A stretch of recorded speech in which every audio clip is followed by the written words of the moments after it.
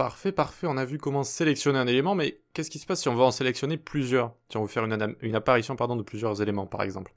Eh bien, je vais vous montrer ça dans cette vidéo. Donc, alors je vais juste enlever les petits console log ici pour qu'on puisse mieux se retrouver. Tac, tac, très bien. Donc, useref, ici, je le fais démarrer undefined, mais je peux aussi le faire démarrer en tant que tableau vide, comme ça, directement. Ok? Et maintenant, je vais pouvoir créer une fonction, que je vais faire juste ici. Const add2ref est égal L comme element, et je vais loguer L à chaque fois. Et maintenant, donc, à chaque fois que je vais passer ref ici, alors déjà, je vais me créer plusieurs vidéos pour avoir plusieurs éléments à sélectionner, donc 3 vidéos par exemple. Et donc, ref à chaque fois, je vais faire ref est égal add2ref, comme ça.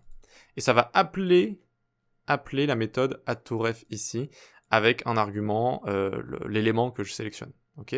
Donc j'actualise comme ça, très bien. Et on va enlever le useEffect, sinon ça va essayer de fermer tout ça et ça va me faire un bug pour l'instant.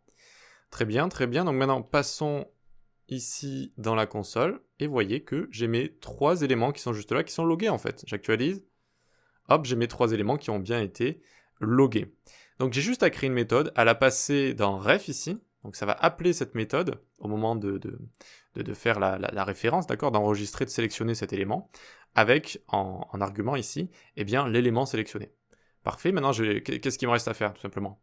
Eh bien rentrer tout ça dans mon tableau, donc je peux venir ici faire une petite vérification, est-ce que L retourne true, donc est-ce que l'élément que je sélectionne est toujours là, et est-ce qu'il se trouve déjà dedans ou pas? Donc ref.current.includes L, donc l'inverse de include L, donc l'inverse de true s'il est à l'intérieur, ok, donc seulement quand eh bien, il n'y a pas déjà cet élément à l'intérieur, je fais ref.current.push element, et donc je le mets dans le tableau juste ici.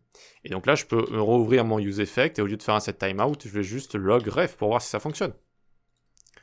Donc je viens là, j'actualise, tac, et qu'est-ce que j'ai ici? Toujours mon objet avec current, et là j'ai bien mon tableau avec mes 3 vidéos. Voilà comment on fait pour sélectionner plusieurs éléments avec useRef. On crée une méthode, on passe la méthode dans ref ici, et on ajoute les éléments au tableau qu'on a créé de base vide comme ça.